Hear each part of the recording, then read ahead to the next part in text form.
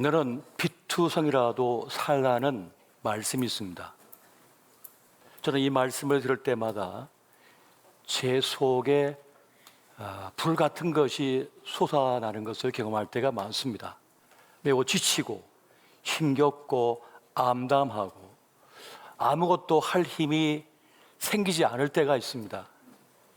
그때 문득 누워있는 나에게 마치 주님께서 말씀하시기를 너는 피투성이라도 살라는 말씀이 들려질 때가 있습니다. 그러면 벌떡 일어나서 이부자리를 정리하고 이불을 아주 예쁘게 개어 놓습니다. 그리고 몸을 깨끗하게 정갈하게 씻고 그리고 거울 앞에 서서 복장을 단정하게 하고 다시 일어설 용기를 갖고 나아갑니다. 그것은 이전에 가장 힘겨울 때 묵상했던 이 말씀이 제게 용기를 주고 이렇게 세웠던 말씀이었기 때문에 가장 어려움의 순간에 힘겨움의 때에 막막함이 다가왔을 때 떠올려지는 마치 성령께서 이전에 그 말씀을 기억하게 하신다는 것처럼 이렇게 생각나게 하기 때문인 것 같습니다. 인생은 쉽지 않죠. 인생은 누구든지 어려운 것입니다. 인생은 정거리죠. 밀림입니다. 전쟁터입니다. 수없이 많은 역경과 고난과 어려움을 겪습니다.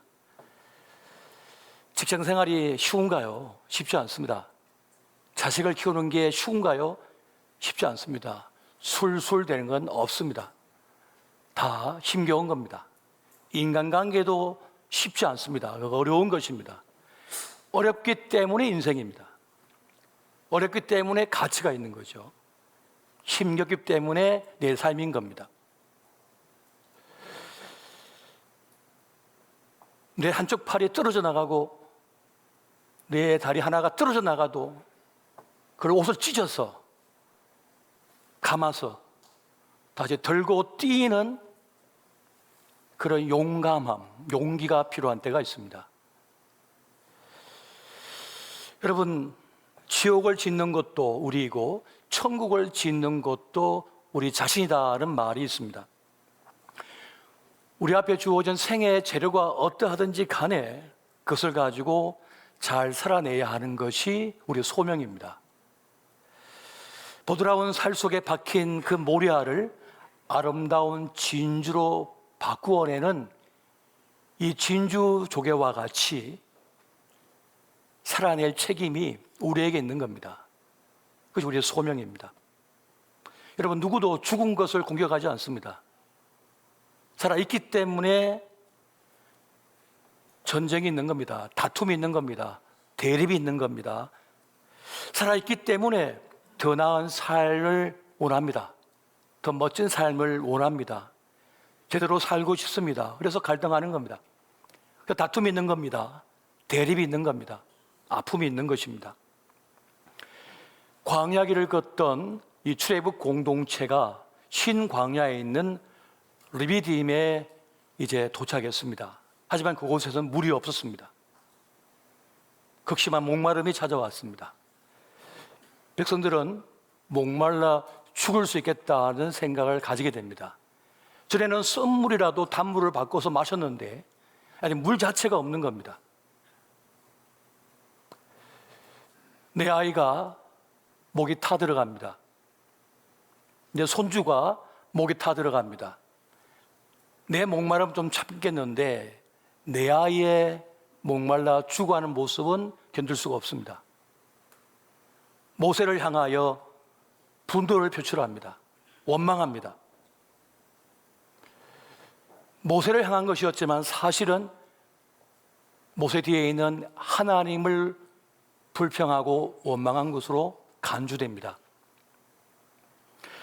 하나님이라도 손대지 말았으면 하는 것이 있습니다. 자식입니다. 하나님이라도 내 자식만큼은 손대지 않았으면 하는 마음이 있습니다. 그것이 부모의 마음인 거죠. 그런데 내 아이가 목에 타들어가 쓰러져 죽을 것 같습니다. 하나님 앞에 나와서, 모세 앞에 나와서 원망하고 불평합니다. 하나님은 책망하지 않습니다.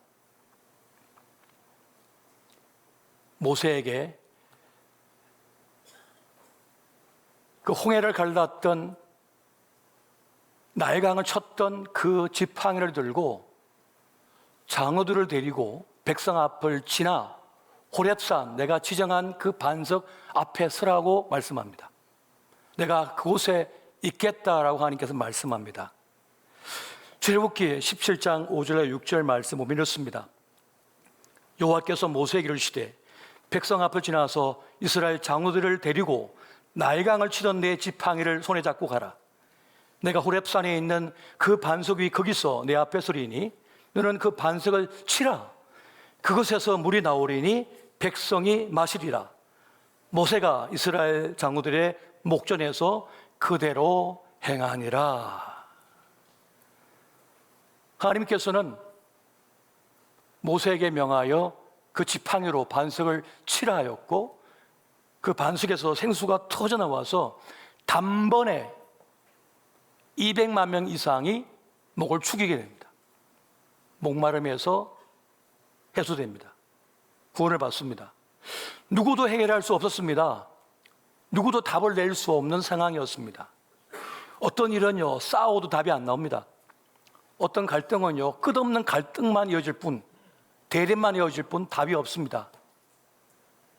대안이 없는 겁니다. 하나님 외에 대안이 없음을 깨달을 때 우리는 하나님을 찾게 됩니다. 이전까지는 대안이 많았습니다. 돈이 있습니다.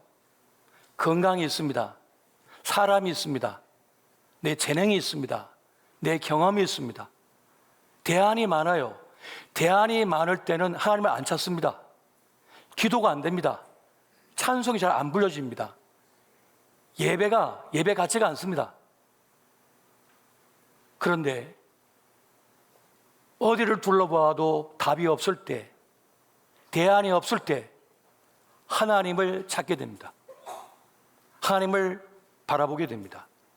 그래서 광야 학교라고 그랬습니다.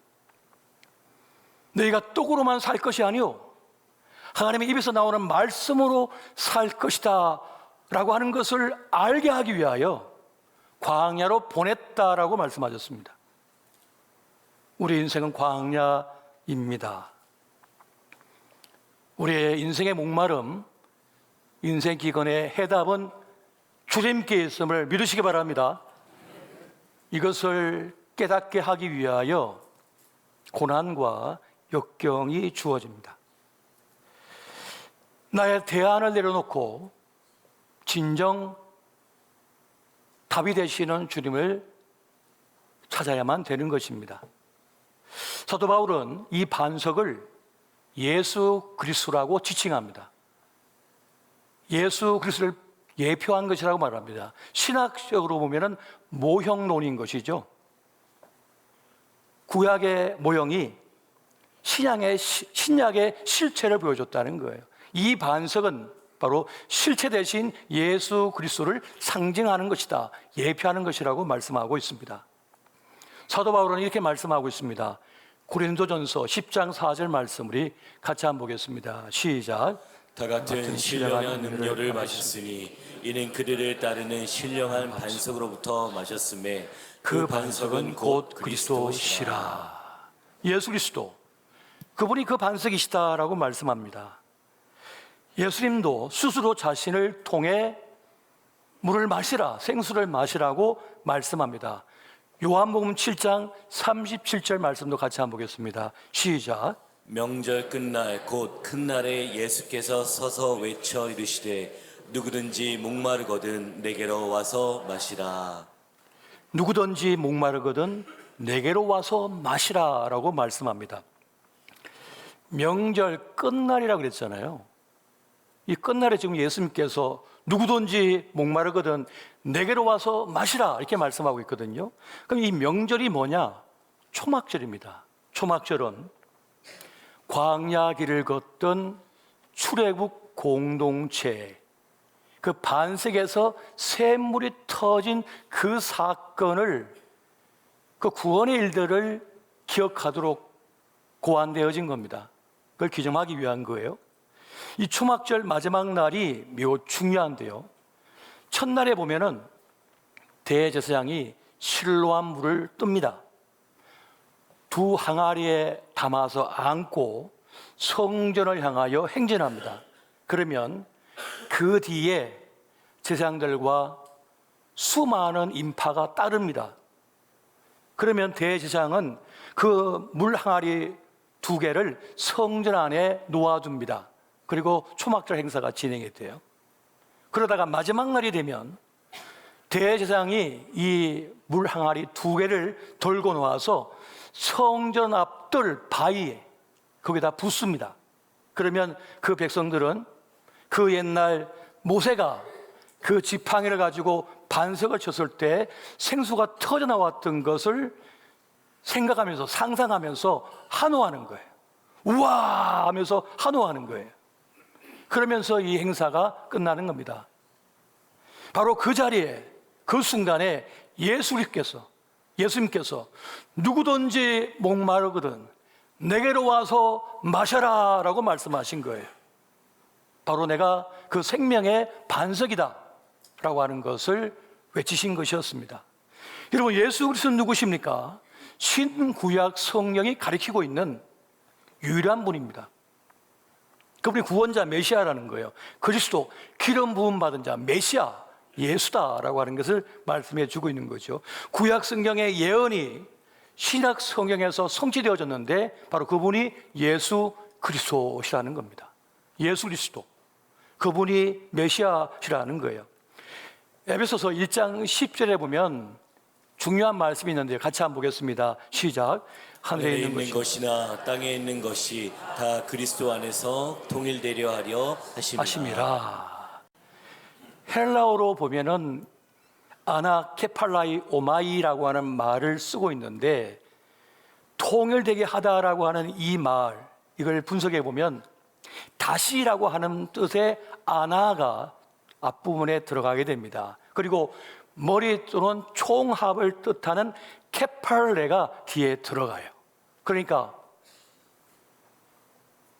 그리스도를 머리로 하여 모든 것이 재총괄된다, 다시 새롭게 세워진다, 이런 뜻을 가지고 있는 겁니다. 예수 그리스도를 머리로 할 때라야 모든 것이 조화를 이루고 다시 회복되어지고 구원되어진다. 찢어지고 부서지고 박살이 나고 무너졌던 모든 것, 죽었던 모든 것이 예수 그리스도를 머리로 할 때 재총합된다, 재총괄된다, 다시 회복된다라고 하는 말씀을 하고 있다는 것입니다.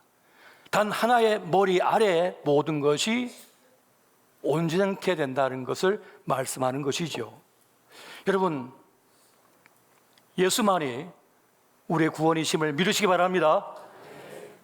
광야 백성들은 자기들의 운명을, 자신의 운명을 결정지을 힘이 자신에게 없음을 깨달았습니다. 목마른데 마실 물이 없습니다. 내 자식이 목말라 죽어가는데 마실 물이 없습니다. 나에게 살려낼 힘이 없습니다. 그 아이 인생을 고쳐줄 능력이 없습니다. 나에겐 그 능력이 없다는 거예요. 하나님만이 하실 수 있는 일이 있는 거예요. 하나님만이 이루실 구원이 있다는 것입니다. 그렇게 광야는 하나님이 하나님 되심을 인정하는 자리였습니다.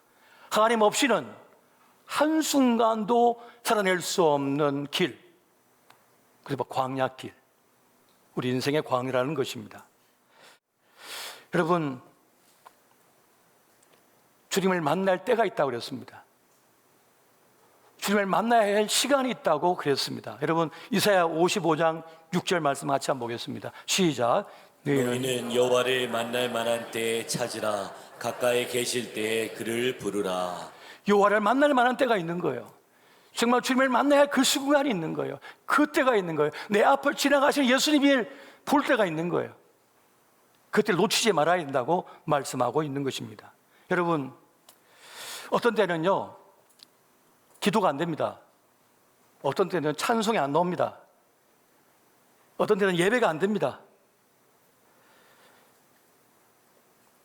깊은 강 속에 들어간 것 같아요. 막막해요. 여러분, 그때 어떻게 해야 되는 줄 아세요? 거기에 끌려가는 것이 아닙니다. 너는 핏주성이라도 살라라고 하는 그 말씀처럼 그 말씀을 붙잡고 벌떡 일어나야 되는 거예요. 그 주님 앞에 엎드려야 되는 거예요. 여러분, 몸의 예배를 드리셔야 됩니다. 그냥 소파에 앉아갖고 배 튕기면서 있다고 해서 기도가 되는 게 아닙니다. 주님 앞에 나를 엎드려야 되는 거예요. 내 머리를 숙여야 되는 거예요. 몸의 예배가 돼야 되는 거예요. 대부분 생각으로, 그렇지, 생각으로. 그게 기도입니까? 몸의 예배를 드리셔야 되는 거예요. 몸의 기도를 드리셔야 되는 거예요. 사실 우리가 돈 좀 벌리면요, 금방 교만해지거든요. 목이 딱딱해집니다. 금세. 연봉이 좀 올라가면요, 눈빛이 달라집니다. 제가 수많은 사람들을 만나봤잖아요. 사업 좀 잘 되고 돈 좀 벌리면 눈빛이 달라요. 목사를 대하는 태도가 달라요. 금방 젖어요. 금세. 하나님도 안 보여요. 돈이 있거든. 만본이거든. 그러다가 목이 꺾여지는 상황이 발생해요. 그러면 몸의 예배가 됩니다. 비로소 엎드리게 됩니다. 비로소 주님 앞에 나를 내려놓게 되는 거예요. 그런데 그냥은 안 돼요. 이것이 인간의 죄성이에요. 말로 안 통해요. 주님께서 왜 광야로 들어가게 하셨습니까? 광야로 들어가지 않으면 교만이 꺾어질 길이 없어요. 안 됩니다. 인간의 죄성 때문에. 고난과 역경과 환난 속에서 비로소 주님이 보이기 시작하는 거예요. 비로소 주님이 느껴지기 시작하는 거예요. 이사야 55장 5절 말씀 같이 보겠습니다. 자, 시작. 보라, 내가 알지 못하는 나라를 내가 부를 것이며 너를 알지 못하는 나라가 내게로 달려올 것은 여호와 내 하나님 곧 이스라엘의 거룩한 이시로 말미암음이니라. 이는 그가 너를 영화롭게 하였느니라. 아멘. 주님 앞에 우리가 엎드리고 주님을 향할 때 내가 부르지 않았는데, 내가 원하지 않았는데, 내가 알지 못했던 나라가 온답니다. 세계가 온답니다. 사람이 온답니다. 기회가 온답니다. 자리가 온답니다. 그것을 통하여 나를 영화롭게 하리라 라고 말씀합니다. 영화롭다는 말이 무슨 말입니까? 영광이라는 뜻이에요. 영광. 내 삶의 영광, 내 존재의 영광을 느끼도록, 경험하도록 누리게 주님께서 하신다는 것입니다. 무슨 말입니까? 내가 알지 못하던 거, 나에게 없던 거, 나는 기대할 수 없던 것이 나에게 온다는 거예요. 오직 주님께로부터. 여러분, 신앙생활은 무엇을 많이 하는 게 아닙니다. 뭘 많이 해야 된다고 사람들은 생각해요. 그러나 신앙생활은 십자가의 예수님을 바라보는 것임을 믿으시기 바랍니다. 불뱀에 물려 모두가 죽어가고 있을 때 하나님께서는 모세에게 구리뱀을 만들어서 장대에 높이 달아라. 그걸 보는 자는 살리라 그랬습니다. 여러분, 이것이 논리로 풀어집니까? 해석이 됩니까? 이게 상식으로 풀어집니까? 의학적으로 풀어집니까? 과학적으로 풀어집니까? 아무 상관이 없습니다. 우리 논리와 이성 합리로는 해결할 길이 없는 답입니다. 해답. 여보, 앞에 앉아봐. 오늘 따져보자. 둘이 앉아가지고 부부가 따지기 시작합니다. 그때 그랬지? 이렇게 말했지? 잘못했지? 하면서 둘이 막 이제 계속 논리적으로 싸워요. 합리적으로. 그래서 이제 해결됐다. 자, 우리 사이좋게 지내자. 악수하면서 침대 들어가면 해결됐다고 보십니까? 두고 보자. 걸리기만 해봐라. 이제 안 돼요. 믿음의 주요 온전케 하신 예수를 바라보자라고 그랬습니다. 주님을 바라보고 주님 앞에 엎드리면 성령께서 우리 마음을 만지시는 거예요. 자꾸 만지시는 거예요. 깨닫게 하시는 거예요. 그래, 우리 아내가 그 20대 볼품없고 가진 거 하나 없는 나를 믿어주고 따라줘서 우리 아내가 나와 함께 고생했지. 아, 고맙구나. 그 생각하니까 앞에 했던 행동들, 말들 아무 문제가 아닌 거예요. 기도하는 가운데, 그리고 우리 남편, 그래도 우리 가족들 먹여 살리려고 직장에서 온갖 말 듣고 고생 많이 하고 좀 달려왔지.